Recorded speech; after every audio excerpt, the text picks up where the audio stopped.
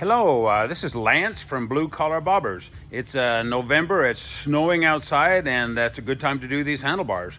I don't suggest doing the bars unless you really have to, because to be honest with you, they're a lot of work and sometimes they can be kind of a pain in the butt.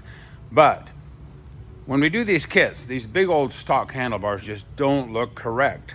They've got to be either like apes, or we like the lower bars. We have the new tracker bar we're coming out with, and that's the one I'm going to install on this bike. So I'm going to go ahead and show you how to do it, and let's get started. And allow yourself a few hours because it's kind of a timely process, but you want to do it right and carefully. Okay, first thing you want to do is cover your tank.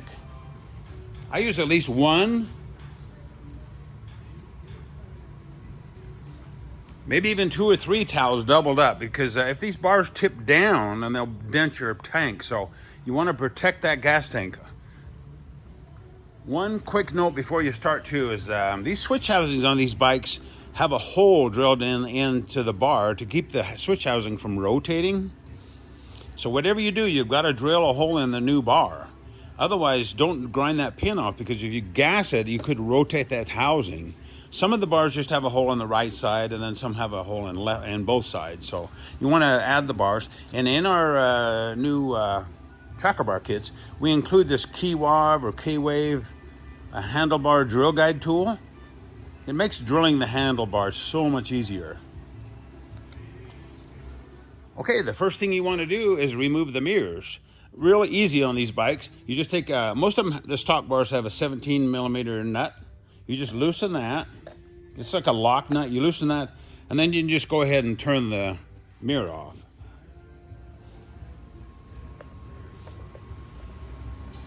Now on the Yamahas, on the right side, it's a left-hand thread, so you'll have to go the other way on the lock nut, and then turn it the other way to get it to come off. Real important, Yamahas, left-hand thread. Quick note, the Yamahas on the left side is a standard thread. So left side standard, right side right hand or left hand thread. Next step, you want to remove these wires that go to the brake lever. On this bike and most of the bikes, you just pull it straight out, but some of them have a little clip. So on this one, you just pull the connector straight out like that. Be careful, you don't want to break something, so check it really close, make sure it doesn't have a little pin or something to disengage it. This is the switch for the brake. Make sure your bike is in gear when you do this too, because you don't want the bike to roll forward off the kickstand, so make sure the shifter's pushed down in first gear. Okay, on this left side, it has a different connector. It has a little pin here that you push up. And every bike will be different, but I push up on that pin, and then this will pull that connector out. You can see that pin right there. The next step is to pop these little chrome covers off these Allen head screws. There's 4 here, and on this bike it has them on the brake and the clutch levers also. And it's real simple. You just take a little teeny small screwdriver and just pry those off. Just stick it on the side there and pry it off. Same with this one.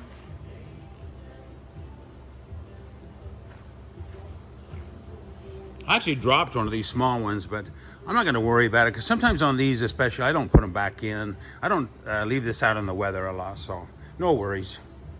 Next, you want to cut all the wire ties and stuff on the handlebars here to free up these cables. Do that on both sides. I'm going to start with this left-hand switch housing. Now, before I take it off, I'm going to check the signal light switch. Make sure it works freely. When you push the button, make sure it returns. If that's sticky and awful, what we'll do is when we take this apart, we're going to go ahead and clean that and oil it, and that'll free it up a lot. Now we're going to go ahead and split the housing into 2 sections so we can remove it.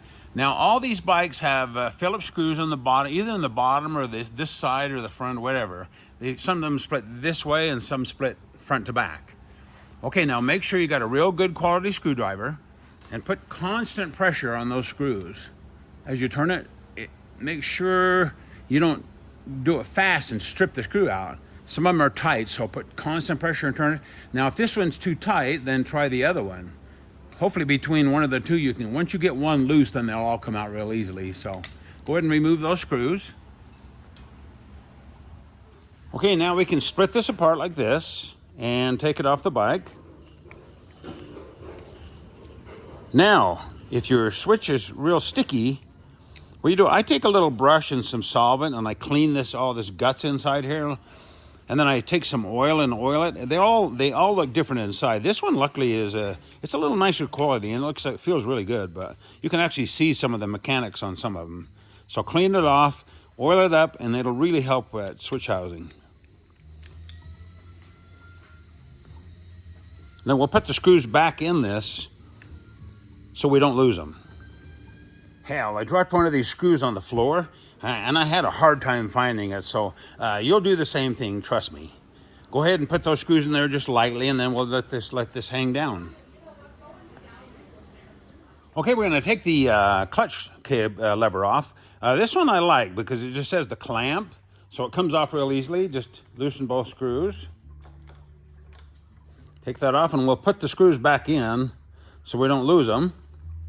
And then I'll show you how to do the other type that doesn't have the clamp on it. We'll pretend like this doesn't have the clamp on it. It's a solid one that just has a screw that kind of holds it together. So a cool thing I learned when we used to dirt bike in the old days is you just loosen the adjuster all the way like this to where the slots are centered like that or facing forward. So the slots in the clutch lever line up with the slots in the adjuster. And then you just pull in the clutch like that. Pull that out, and you can slide the cable out. And voila. Then you can go ahead and take your clutch lever off and leave your cable in place. If you can't do that by chance, you may have to, and you have to leave this in the clutch lever, then you may have to do what we do on the other side. You may have to loosen the clamps, slide the bar over, and then pull the clutch lever off. The right side is the same as the left on this bike. You just take the caps off, take the brake lever off, put the caps back in so you don't lose them, and then just lay it down beside the bike there. Moving along. There's a few different ways to do the throttle side and different grips. Now on this C90, it has the big counterweight here. Those are good for long rides if you're, doing a super long cruiser ride on a big stock bagger bike or something. But on aftermarket bikes, you really don't need these. So there's a couple of options. Okay, on this bike, what I did is I loosened the two screws on the bottom. There's one here and one on the back. There's one in the middle, but don't take that out. That just holds the guts of the throttle housing together. So screw here and one on the other side, and you'll feel it get loose. Now what I did is I loosened them up. I didn't take them out. I just loosened to where I can drop that down and slide it past that pin. You'll feel it slide past and the tube go with it. Now, you can either take this off or you can split this apart and take it off. Right now, what I'm gonna do, I'm gonna take this counterweight off. I couldn't get the screw loose, so what I did, I took a pair of like channel lock pliers and I twisted that counterweight. That loosened the screw, and then I can take the screw out. And that way I can slide this off. Now to do that, I'm gonna have to loosen the bar, slide the bar over that way, and then take it off because the cables are holding it. The other option is just to go ahead and take these out and split this open, and then you can leave this old grip on with the counterweight. That'd be fine because we're not gonna use this grip anyway. So two options. Right now I'm gonna leave that like that. And then on a lot of bikes you don't have that counterweight. So you'll have to slide this off or split it, either one. Probably easier just to slide it off. But I'm gonna go ahead and loosen the handlebar up, and then I'll show you how to do that. Quick note on the grips too.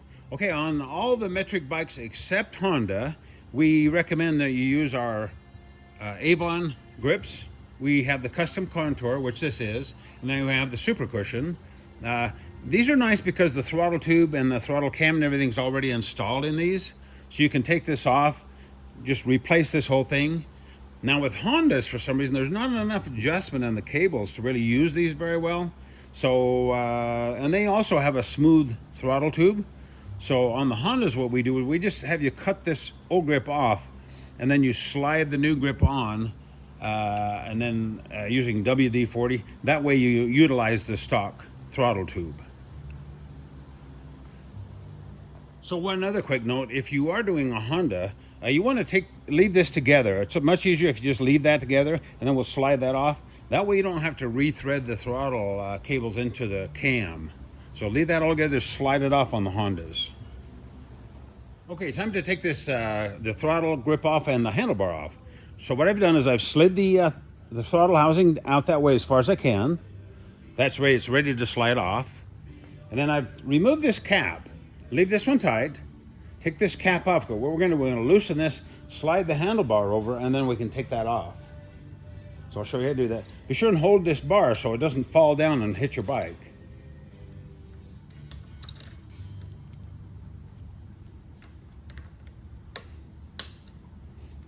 Okay, I've loosened that. I'm going to slide that over. Now I can reach over and take this off.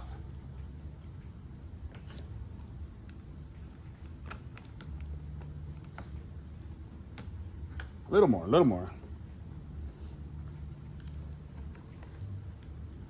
Just let that drop down, and then we can remove the handlebar. Before we take this throttle housing apart, I'm going to show you what you need to do ahead of time. Now, most bikes you have two adjusters. What these are the throttle free play adjusters. Usually there's one here, but on this bike it only has the one. Okay, so what it is, this is a little locking wheel here. See how that turns? And this is a thread. So what we need to do, we need to back this all the way in as far as we can. So loosen that up, and we'll run that in there all the way, and then I'll be right back to show you what it should look like. This is what it should look like. So you notice this is all the way down, and that little lock nut's all the way down, so there's no gap. What that does, that gives you the most free play. We'll need that to take this throttle housing out. So do that, and then we're going to turn this around, and we're going to show you what the insides look like. Okay, that's what we're dealing with right there. You may even want to just pause your camera or whatever, do a screenshot or whatever of this, because what we're going to do, we're going to take this throttle tube out, and we're going to put the new one in. This is the new one. I've already glued the correct cam in there. Now, on the cams for the Avon grips, they come with two throttle cams.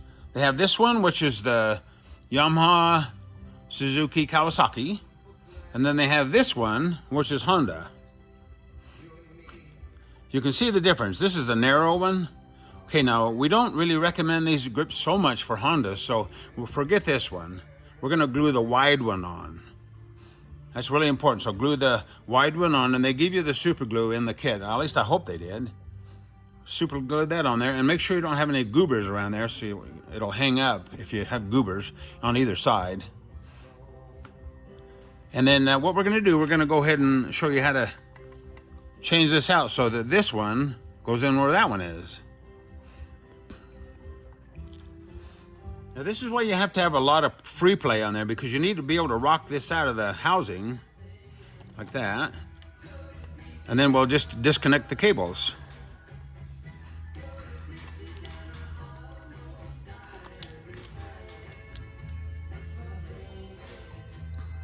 Now, after I put this together, I'm going to do a quick little walk around video of the C90. This is a C90, and I had to actually do quite a bit of work to get to the throttle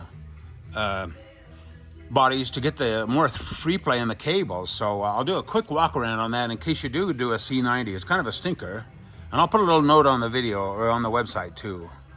Okay, what I've done is I've hooked those cables right back in just exactly like they were before. Now you have to do that while this housing is out of this slot. You can't do it while it's in the slot.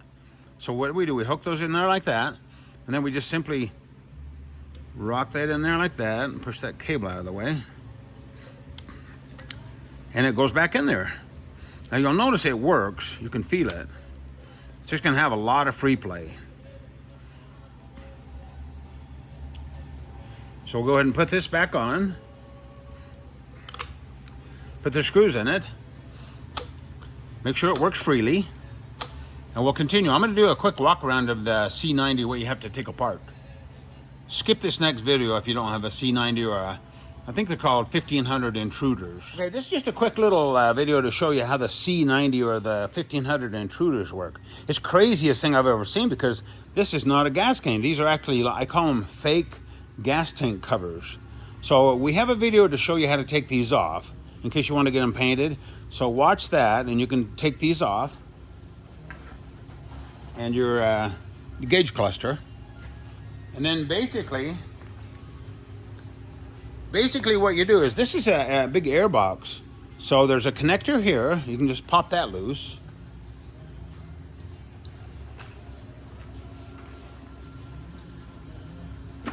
You take that off.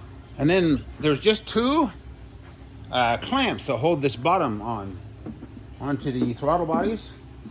You'll see them right here. So loosen both these screws and this thing will pop off there. And you can rotate that up and out of the way.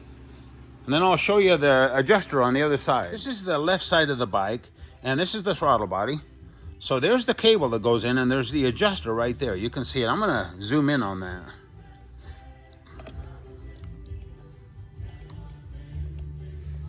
Okay, see how I've adjusted that so that's all the way in that way? And that's to give it the max amount of free play. That's to give it a lot of free play so you can get that throttle housing apart. Now once you get your throttle housing back together with your new grip, you need to readjust this. You want some free play in the grip, but not too much. So go ahead and reverse this process. Make sure you readjust this after you get your throttle grip on. Don't forget to reconnect this to your airbox once you get it back together. Now we want to leave the maximum amount of free play on this until we get it on the handlebar, so don't do any adjusting on this yet. On the C90, you have to do a little bit of adjusting at the throttle body, but on all the other bikes, just leave this loose so we have a lot of free play. Now for an important step on putting these handlebars on. We need to drill the holes in the handlebars, because it's really important that those switch housings don't rotate, especially the throttle side. So what I did is I laid the stock bar out here.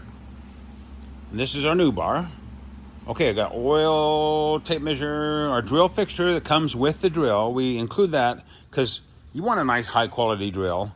Allen wrench to tighten this up, marker to mark the bar, and a drill. Now you want to take these plastic ends out of the new handlebar. These are just there to protect the bar when shipping, so whatever you take those out, you can just chuck those. And then we want to mark the handlebar the same as the stock bar. I kind of went just a teeny bit further on this side because this is shorter than the other side and I don't quite know. I can see the throttle being a little issue, but I went just a little bit more on this side. On the C90, I did 5.5 inches here and 5 1/4 on this side from the end in. And the handlebar on the stock bar has the hole in the top, in the bottom of the bar. So obviously we're going to drill the hole in the bottom of this bar. Now some of the bikes have the holes on the front of the bar. So carefully mark those, lay it on a table, go halfway up and mark it. Because like I say, they don't always have holes on the bottom. Okay, and then I'm going to go ahead and, I marked these with a little marker. I'm going to go ahead and put my little drill jig on there. I'll be right back. When I tighten this up, I remove this screw and I look through that hole and center my little X in the center of that hole. And then I'll go ahead and put that center screw in, tighten it up. Make sure it's nice and snug. And then when you drill these, kind of go up and down to get rid of the shavings. The shavings will build up inside the screw there. I use a little bit of oil on this drill too. I'm an old machinist, so it's kind of a good thing to do. Okay, I've finished this side. I'm going to release the jig and I'm going to do the other side.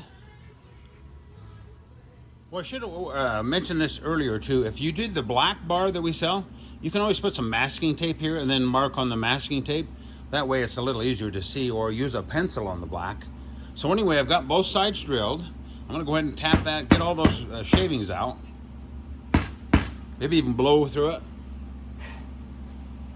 Let's mount this bad boy. Okay, if you'll notice that I moved the bar over to this clamp, It looks a little weird, but if you slide the bar over and just use this clamp only temporarily, then you'll have enough distance here to slide your throttle housing on. So do that. You don't need to get real tight, just enough to hold it. And then before you slide this on, make sure your cables are where you want them. You don't want them twisted. So I kind of took a minute and kind of figured out the best way that they would run before I slid this on. And then with this loose, you have a big gap in here. Go ahead and slide it on, and what I find is if you hold it like this, push pressure up and push down with your thumb, it'll slide over the handlebar. And then you'll have to feel that hole. You'll feel it pop in there. And then when you do, go ahead and snug these up just a little bit. There again, leave them a little bit loose for now, and then double check, make sure it pops back. That's real nice. If it binds for some reason when these are a little bit loose, then that's not good. Now, I've temporarily mounted the handlebar. You don't need to snug these up too tight. Just snug them up a little bit. Oh, by the way, always leave a gap in front. These particular clamps have a bigger gap on the back, so they vary, but make sure you got gaps on both sides and snug those up just a little bit so that holds the bar. And then really important is to jack this bar up on an angle up so it'll clear the tank. Check that by turning that all the way. Turn that all the way and make sure you got plenty of gap here for right now, because you don't want if this tire rotates over, it'll hit this and dent the tank, even with a towel on it. Okay, I reinstalled the brake lever on this side, and then I installed the housing, the switch housing here, and the clutch lever on this side. Now, if your bike doesn't have a hole in it for this housing here, then what I do is I mount this one, and then I take a tape measure. I like measure from this clamp up to the housing, and measure on this side. And make sure the distance is the same on both. There again, leave everything just a little bit loose because we're going to have to adjust all this stuff once we get it tightened up.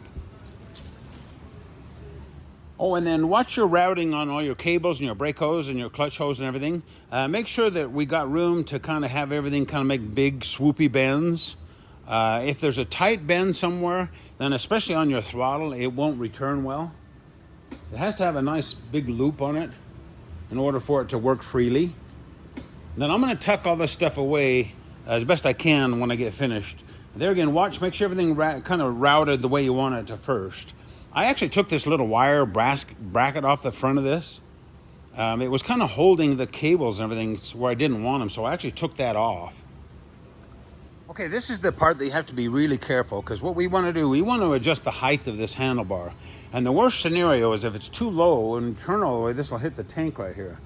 So what I'm going to do, I'm going to kind of loosen these clamps just a little bit where I can rotate the bar. Make sure your knurls are centered on both sides. And on the caps usually have a little mark on them. Same with these clutch and brake levers. If not, make sure your biggest gap is in the back. They do that so they'll clamp tight, but they'll still look better from the front. Okay, I'm going to go ahead and adjust this bar. I'm going to turn that all the way.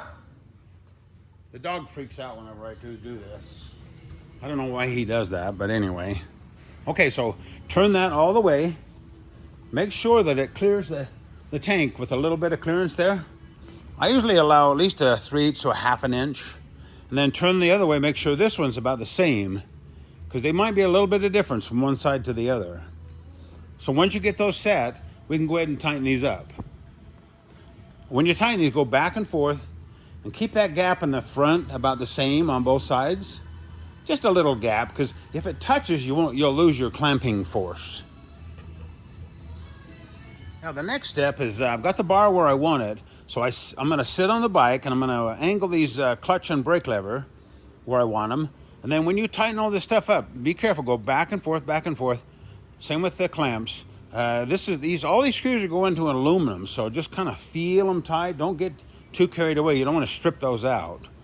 And on the bar, it's not a bad idea to tighten it now and then maybe go for a little ride and then come back and tighten them again. That way the knurls can kind of set into the clamps. Okay, the next step, we're going to tidy everything up, put the grip on this side, and we'll be back.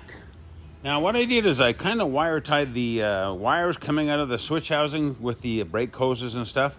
On these bigger bikes, it seems like the wires are kind of connected to these hoses and that. But on the smaller bikes, it seems like they run the electrical cables down along the handlebar and then down. So kind of do whatever looks best. You know, that's the main thing. And then when you turn it, make sure nothing binds or anything. And then the last thing we want to do before we put this grip on is we want to adjust our throttle free play. Now we want just a little bit of free play in there. You have your adjusters. Remember we did those earlier. So what you do is you kind of run them back the other way, and then be sure and tighten those little wheels so they don't change later on. You just want a little bit of free play. And what I do, I turn the bike both ways, all the way, to make sure that if the cables bind or something, it'll change and it might speed up as you go one way or the other. So make sure the free play stays the same on both left and right extreme turns. And then the other thing is it's really important to have this throttle snap back. If your cables are routed nice and smooth and everything's done right, they should snap right back. Okay, last thing we do is put this grip on.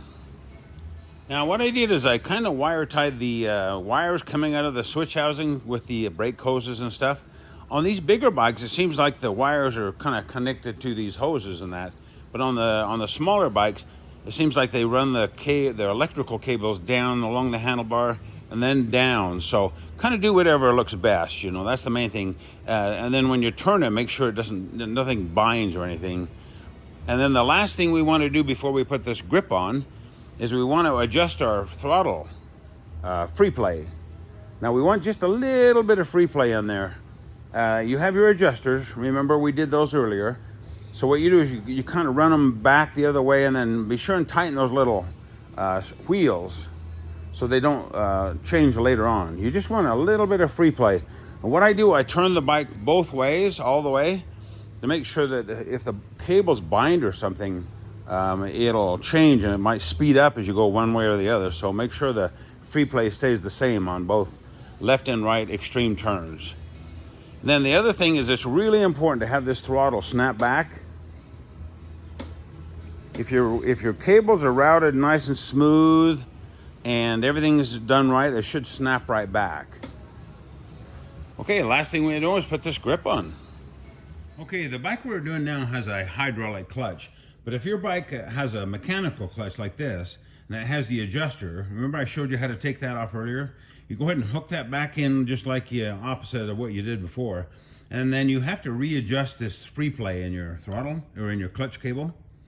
It's really important to have a little bit of free play there, because if you don't and you know it's too tight, you could actually put a bind on the transmission. So you want just a little bit of free play. You know, too much and it might be hard to shift. That'd be hard too. So there again, a little bit of free play by adjusting this out, and then when you get finished, go ahead and tighten this wheel up.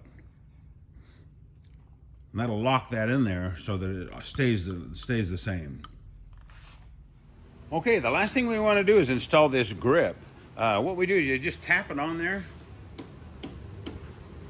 and then tighten those the 3 set screws right around here. You don't need to get too carried away, because this thing, once you pound it on there, it's tight anyway. But go ahead and snug these 3 little set screws, and then there you have it. Don't forget, you've got to plug your little wires into the bottom of your switch housings. Double check all your screws. Maybe go for a ride and double check them again. Not too much torque on these. Make sure cables are run nice and smooth, and that throttle snaps back. You know, doing the bars is kind of a stinker, but it's worth it in the end if they come out nice. It's just really important that you take your time to do them correctly.